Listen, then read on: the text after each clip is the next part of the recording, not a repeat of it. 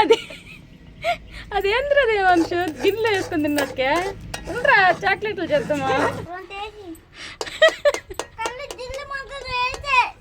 ఈ వీడియో చూసైతే మాత్రం మీరు ఖచ్చితంగా నవ్వుకుంటారండి. హాయ్ అండి అందరికీ, వెల్కమ్ టు అన్నంవారి రుచులు. ఈ రోజు ఈ వీడియోలో మనము చింతపండు చాక్లెట్ ఎలా తయారు చేయాలో చూద్దామండి.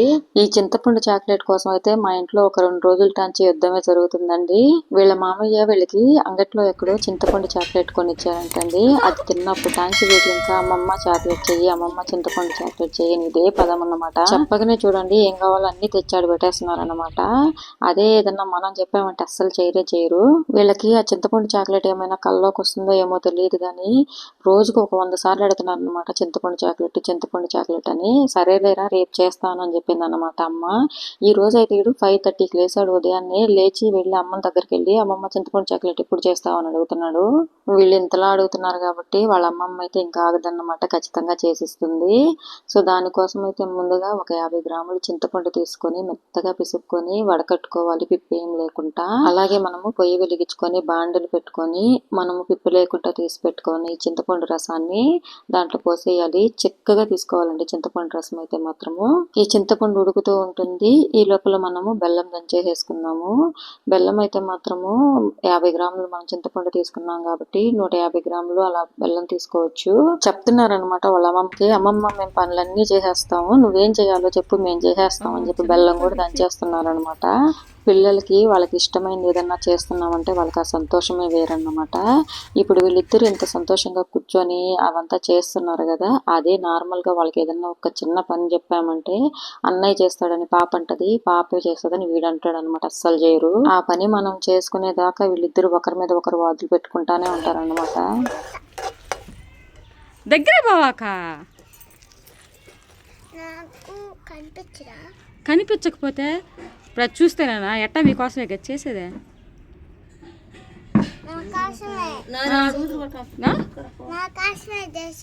అయితే ఇది అయిపోయేదాకా మాత్రం కాసి పెట్టుకునే ఉన్నారు వీళ్ళంట, పక్కకు కూడా వెళ్ళలేదు అనమాట. వాళ్ళ కోసం చేస్తున్నారు కాబట్టి వాళ్ళు చూస్తూనే ఉండాలంట. అది మనం వేసుకున్న ఈ చింతపండు రసాన్ని ఒక 10 నిమిషాలు సన్నని సెగ మీద ఉడికించుకున్నామంటే దాంట్లో ఉండే పచ్చివాసన అంతా పోతుందన్నమాట. అప్పుడు మనము దంచి పెట్టుకున్నాం కదా బెల్లము, అది వేసేసుకోవాలి. ఎంత చెప్పినా వినట్లేదన్నమాట. పక్కకి వెళ్ళండి అంటే అస్సలు సమస్య లేదన్నట్టు పక్కనే కూర్చో ఉన్నారు. వీళ్ళని ఇలా చూస్తుంటే చిన్నప్పటి రోజులన్నీ గుర్తొస్తున్నాయన్నమాట. అంతే, మనకి ఇష్టమైనది ఏదైనా చేస్తున్నారంటే చిన్నగా ఉన్నప్పుడు ఆ సంతోషం ఇంకా ఎలా ఉంటుందంటే అసలు చెప్పబడలేదు కదా. మేము చిన్నగా ఉన్నప్పుడు కూడా ఇంతే అన్నమాట. అయితే అప్పుడు ఈ చాక్లెట్లు ఇవంతా లేదులేండి, అంత సినిమా లేదు. ఏదైనా రొట్టెలు కానీ ఇలాంటి చిన్న బోండాలు కానీ ఏదైనా అట్లాంటివి చేస్తుందంటే రెడీగా గిన్నెలు ఎత్తుకొని పొయ్యి చుట్టూ కూర్చో ఉండేవాళ్ళం అనమాట. ఎప్పుడెప్పుడు అయిపోద్దా, ఎప్పుడెప్పుడు తిందామా అన్నట్లుగా. వీళ్ళని ఇలా చూస్తుంటే మాత్రం ఆ రోజులన్నీ ఒక్కసారిగా గుర్తొచ్చాయన్నమాట. ఇప్పుడు కూడా అంతే, మేము మా అమ్మ పొయ్యి కాడ ఏదన్నా చేస్తుందంటే ఖచ్చితంగా కూర్చో ఉంటాం అనమాట పక్కన అయిపోయేదాకా. మాటల్లో పడి చెప్పడం మర్చిపోయానండి. ఇంక మన చాక్లెట్ విషయానికి వస్తే దీన్ని మనం కంటిన్యూస్ గా కలుపుతూనే ఉండాలండి.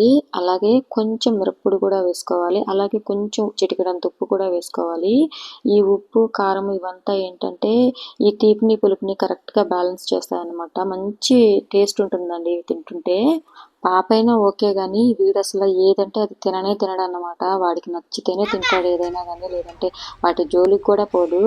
అలాంటిది వీడికి ఈ చింతపండు చాక్లెట్ నచ్చిందండి, విపరీతంగా నచ్చిందన్నమాట.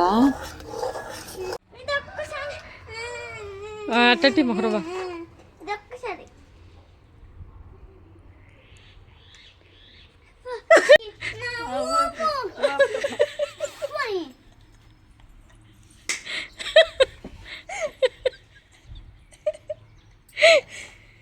ఇడుతురు కదే మనిషి.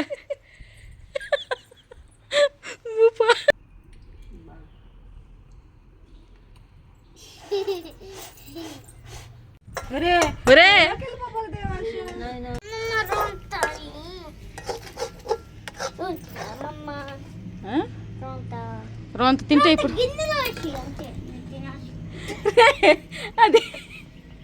అదేంద్రదే మనుషు గిన్నెలో వేసుకొని తిన్నట్టుకే ఉండరా చాక్లెట్లు చేద్దామా.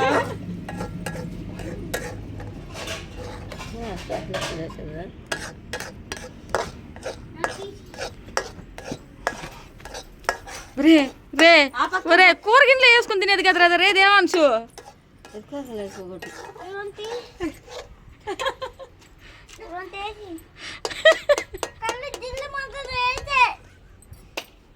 వీడిని అమాయకుడు అనాలో ఏమనాలో అర్థం కాదు. పొగొచ్చి విపరీతంగా కళ్ళు మండిపోతుంటే వాడికి కళ్ళు జిల్లు మండిపోతున్నాయంట. పొగొచ్చి కళ్ళు మండుతున్నాయని చెప్పలేక పొగకి కళ్ళు జిల్లు మండిపోతున్నాయని చెప్తున్నాడు. మన చాక్లెట్ని అయితే కలుపుతూ ఉంటే అది గట్టిగా వస్తుంది అన్నమాట. అలా గట్టిగా వచ్చిన తర్వాత దాన్ని దించేసుకొని మనము చల్లార్చుకోవాలి. ఒక ప్లేట్కి కాస్త నెయ్యి అయినా నూనె అయినా రాసేసుకొని దాంట్లో మన చాక్లెట్ మిశ్రమాన్ని అంతా వేసేసుకోవాలి. ఇది కొంచెం చల్లారిన తర్వాత మన దగ్గర ఇది చాక్లెట్ కవర్స్ అట్లాంటివి ఉంటే దాంట్లో వేసేసుకొని చాక్లెట్లు లాగా చేసుకోవచ్చు.